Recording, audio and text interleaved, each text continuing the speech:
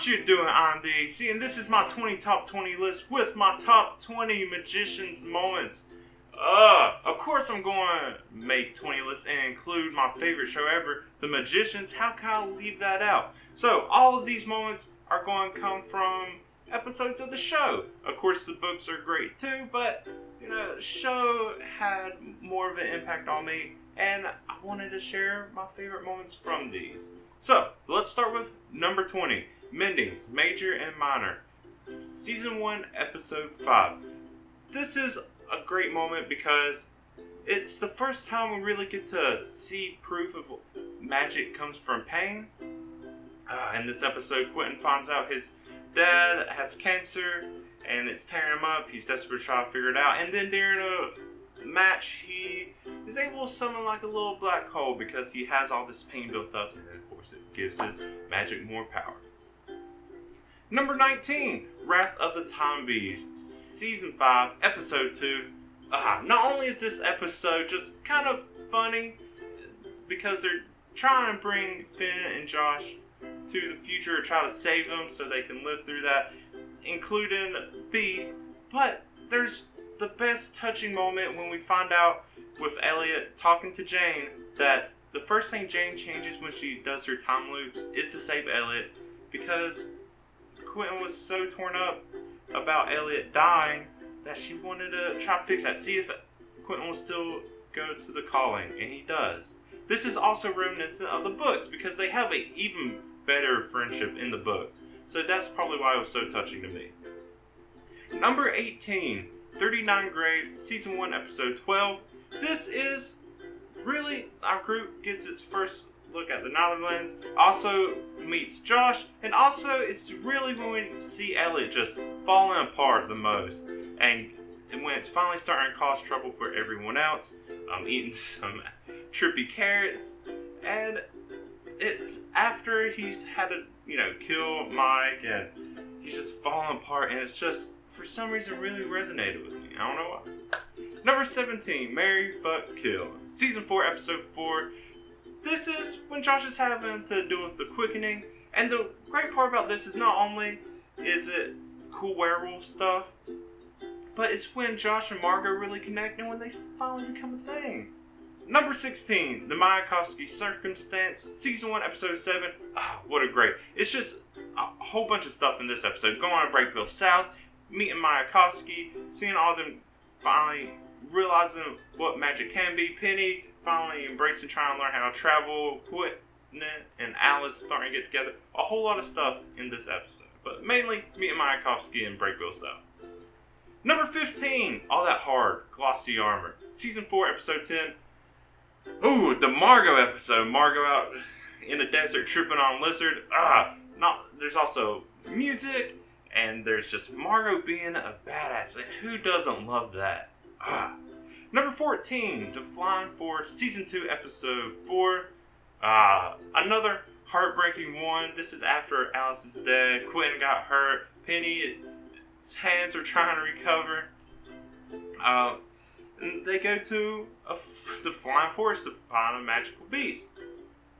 And what makes this so funny for me is just one joke. Yeah, they talk about how when the Chatwins were going through, they were kids or they must have been high on minds. Another thing is when Penny's freaking out, he's just like, "Where are my thing touchers?" And for some reason, that joke hit so hard with me. I love it so much. It's just so funny. And a funny way to look about what to call your hands.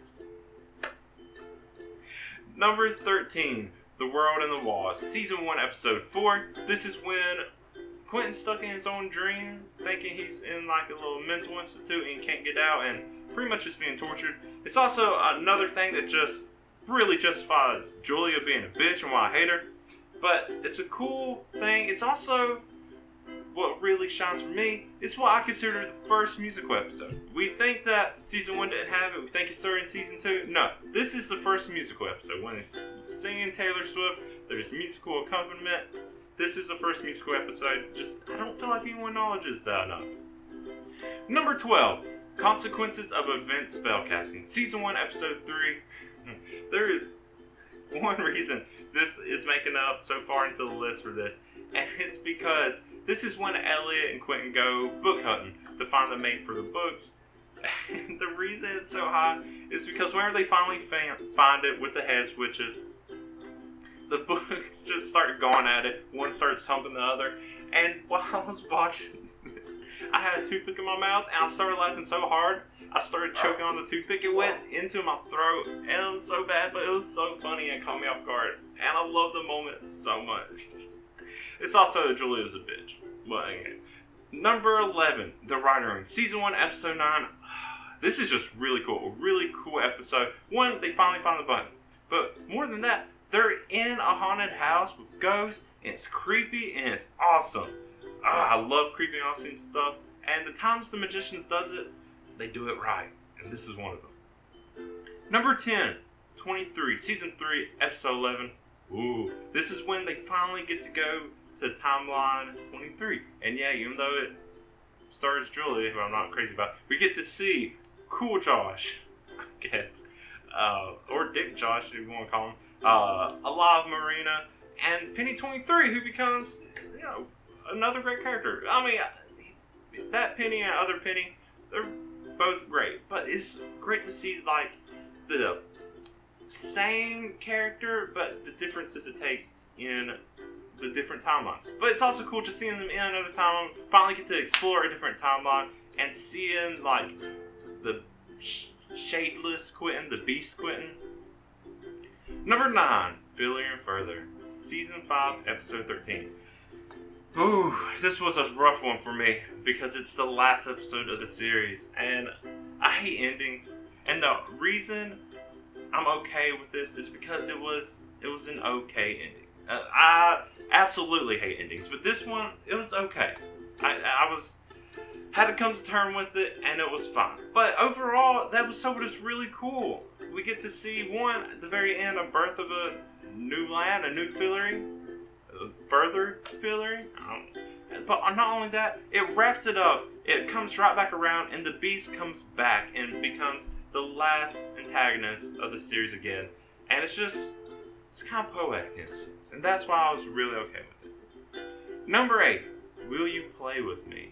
Oh, Season 3, Episode 13, the Season 3 finale.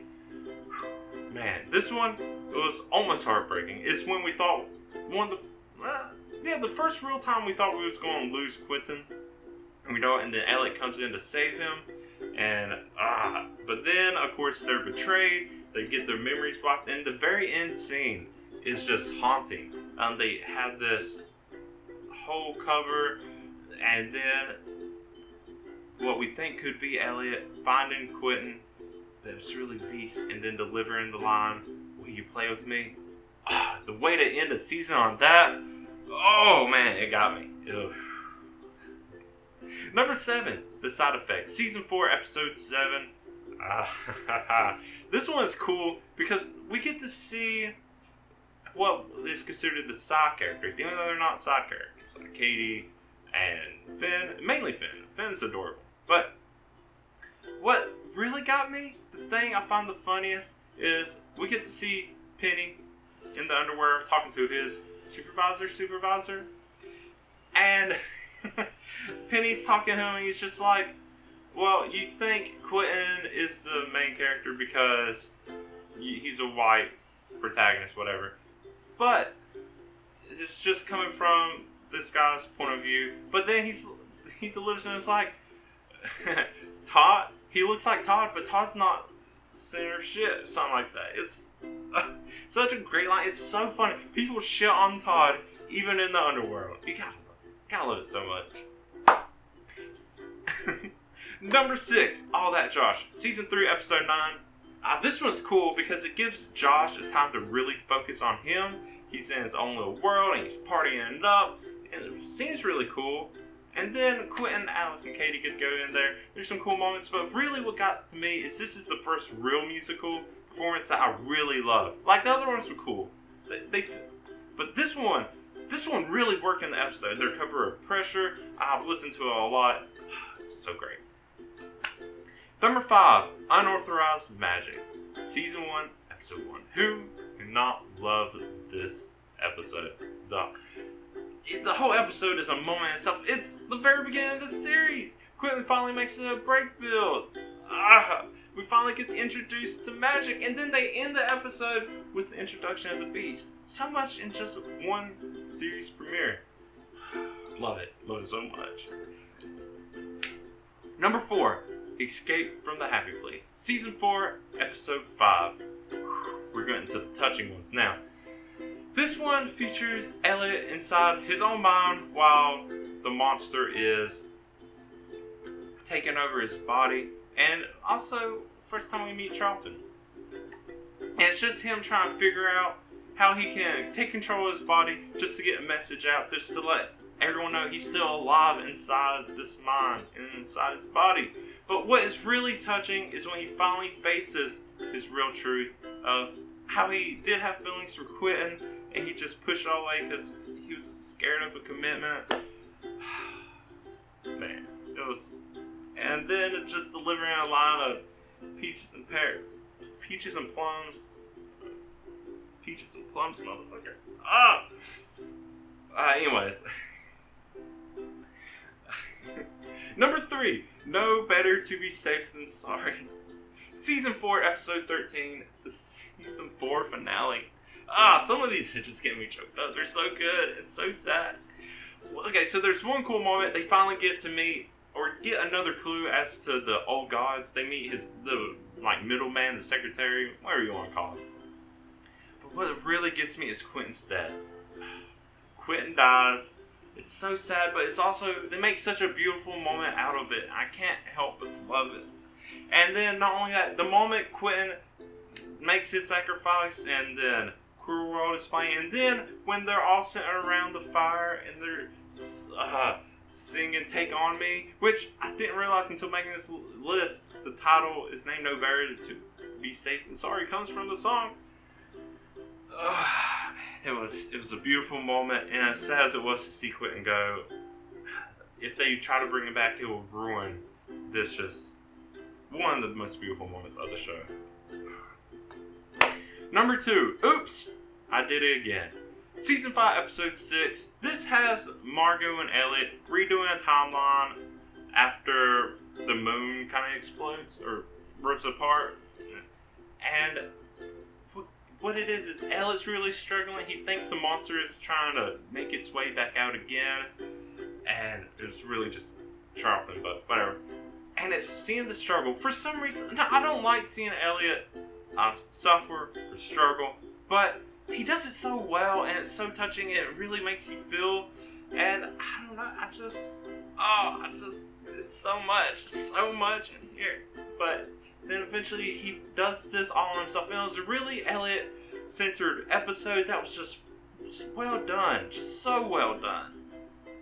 And then, number 1, my favorite moment from The Magicians comes from A Life in the Day, Season 3, Episode 5.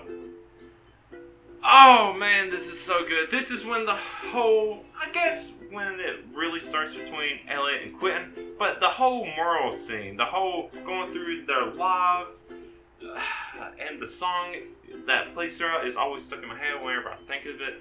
And they live a whole life together. Quentin has a kid. They become close, and then they get stopped from it. Margot saves them from it, but then they still remember everything. And then we could see this moment carries on throughout the rest of the series. It was such an important and beautiful moment. I love it so much. Ooh. But, there we go. My top 20 favorite moments from The Magicians. There's so many. It was such a hard list to make. Of course, I knew my top 5 right away. Then top 10 were easy, and then just trying to decide what will fill up the rest of the list. I want it to be all of them. Honestly, I just want to go and rank every episode. My ranking for the seasons is easy. It's 3, 1, 4, 5, 2. Okay.